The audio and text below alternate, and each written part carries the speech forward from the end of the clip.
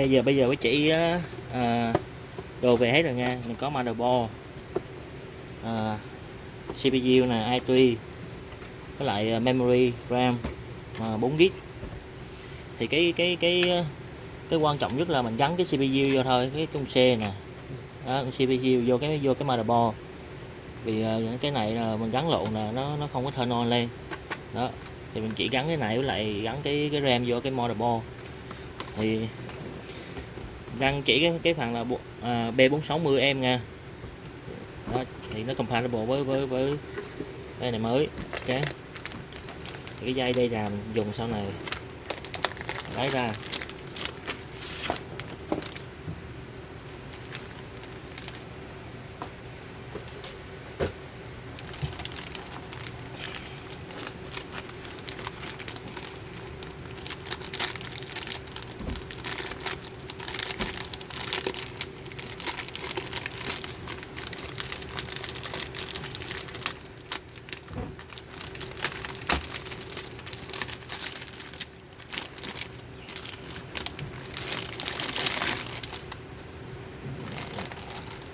Để dưới này cho nó cách điện nó tốt.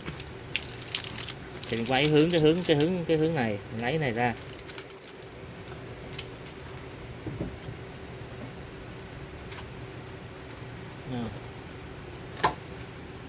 i3 nó compatible với cái bo.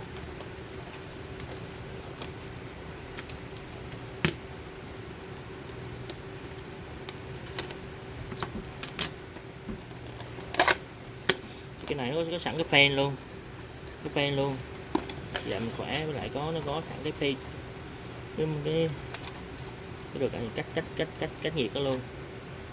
Đó, cái này cũng C. Ok. Thì cái quan trọng nhất á, là thấy cái con được cái tam giác này nè, lấy ra đừng cái này đụng nhiều quá.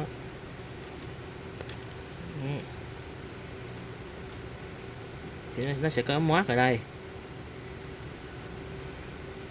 Đó, mình thấy cái con nữa có cái triangle này, cái tam giác này nằm ngay góc á. Biết có thấy không? Đó, thấy cái đó thì nó mà cái bo mà theo hướng này thì mình để nó bên tay phải á, đúng không? Mình lấy này ra.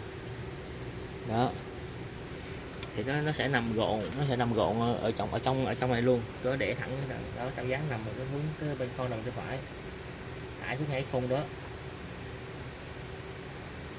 Đó, nó sẽ rớt giữa khung. Rất là nhẹ, nó vô khớp của nó. Đúng không? Mình gài lại.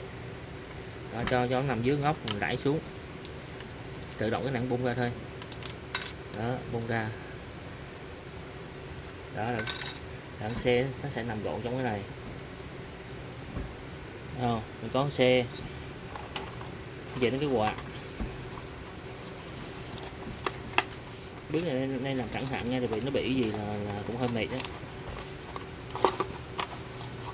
Về cái quạt thì nó là có cái phay của nó trong này rồi, đúng không? Cái thay đồng phi nè, khỏi cần bơm xịt vô.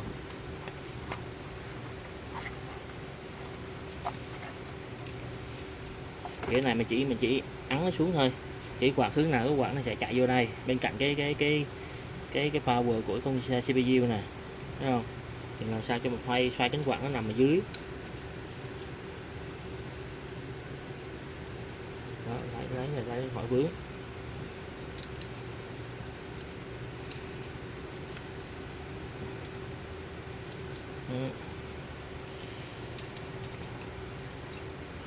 Mình thấy cái ở đây thì đây nó tới là vừa. Thì có sẵn 4 lỗ với lại cái G của nó, cái G nó nằm ngoài, đúng không? Nè, cho vô đây trước. Là cánh quạt. Thì bốn cái này là mình gài ngay cụp thôi. Đó, mình đi một cái trên, cái dưới cái, đúng không? Đẩy xuống ngay cụp. Đẩy xuống ngay cụp, thấy không? Ngay cụp một cái là được, thấy không? Để ngay cụp cái là được, thấy không? Thì muốn chắc á, thì mình vặn theo cái chiều nó, mình khóa luôn, nhưng mà quý không cần, vì mình thấy cứng được rồi, để quạt nó chạy cứng được rồi. Đó, thì nó nằm gọn trong, cái CPU á, nằm gọn đó, nó chạy lên cứng rồi. không cần vặn, thì có chuyện gì mình mở ra được dễ không, mình khoán lại sao là nó chế cái fan trong đó luôn. Đó, này xong CPU, thấy không? Mình xoay qua mình cho cái RAM. Đó, mình chọn cái 4 GB được rồi, một cái 4 GB được rồi, đúng không?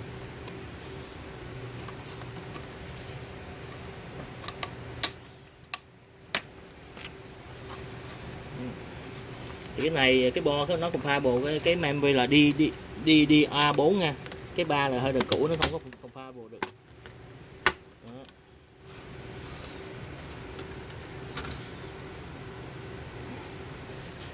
Bỏ vô cái đầu tiên, mình cho cái đầu tiên mở ra.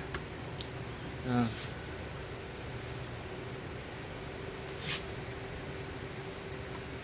14 pin thấy nó vừa khớp, nằm đẩy, mình đẩy gắn vô bên phải cái bên trái đấy, cái cụp đó, cái cụp một cái là nó dính vô, nó xuống vô.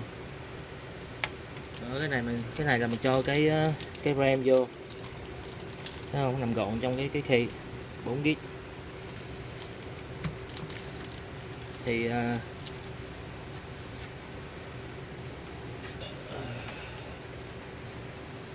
chứ giới thiệu cái này nè, cái switch nè, cái này mình nối vô thì mình thanh on lên đó, mình switch vô nó dễ, đúng không? Thì mình đếm ở bên này.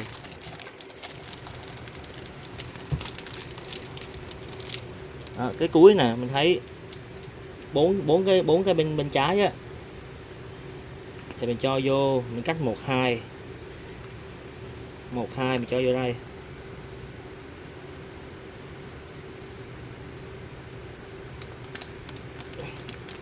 Đó, 1 2 cho vô.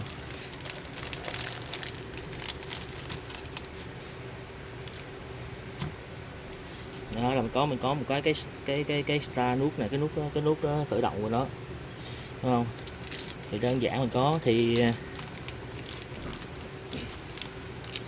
rồi cái dây đây là nè, cái ổ cứng nè,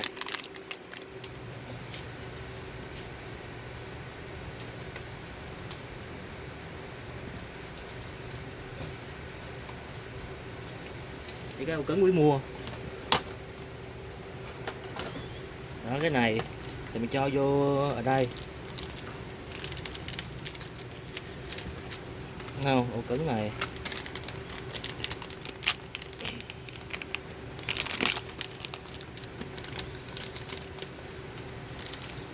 nhưng có 2 giam để dành dây rồi, cái đó, cái dây ổ cứng thì cái này là nó cho cái đầu tiên cũng được, cho vô cái đầu tiên, nhát cực một cái, đúng không?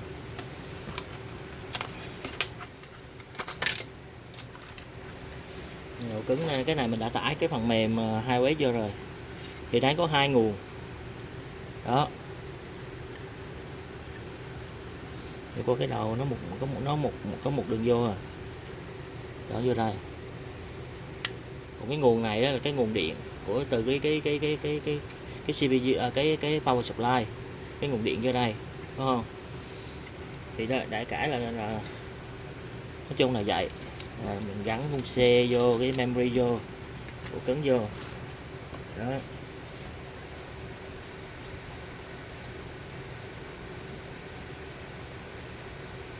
Thì cái này mình chạy cho 4 con là nó dùng cả 400W, thì mình dùng cả 700W là vừa, 700W nè. Đó, cái này chọn mua cái 700W, cái Brown cũng đủ rồi. Đó, cái quý giới thiệu cái linh kiện này trước á, thì mình mở ra nó vậy.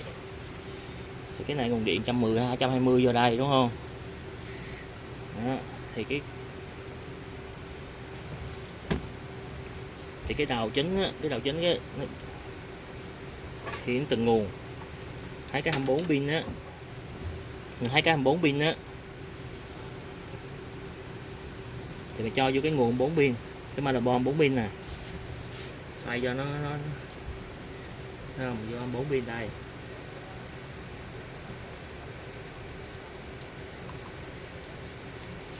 Gắn thẳng nha, cái này vô.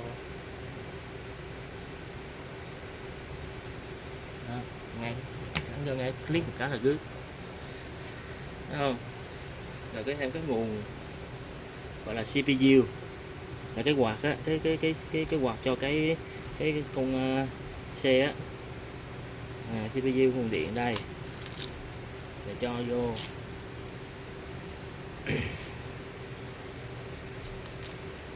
thay vô cái nguồn của quạt, đúng không? Đó, click vô ngay, nó click cái thì mình vô mình thấy hai nguồn điện vô là ok rồi, đúng không? Mình cứ thử on lên cái nha, coi nó cái con xe nó chạy không, là mình xong cái step này. Rồi step sau là mình chờ cái GPU á, mấy cái khai đồ quạt về á, mình nối mình gắn vô, mình chạy phần mềm luôn. Thì cái này cái nguồn 110 nè, đó, cái nguồn 110 đây nè, dùng cho vô 110 220 dụng được, cái này nó đó, cho vô, đúng không? Mình nối cái trước, đủ cắm điện vô nè, coi nè.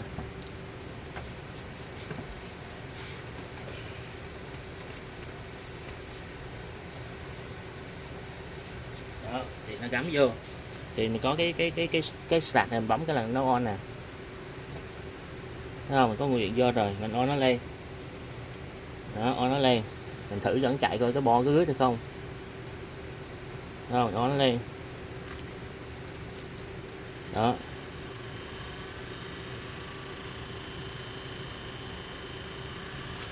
Thì cái dây nó hơi kẹp đó, mình đó, quên lấy này ra, phải lấy ra cho nó đó, nó rộng rộng khỏi cắn.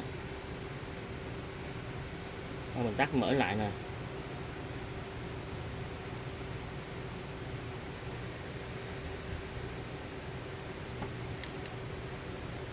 thấy không? Nó chạy không?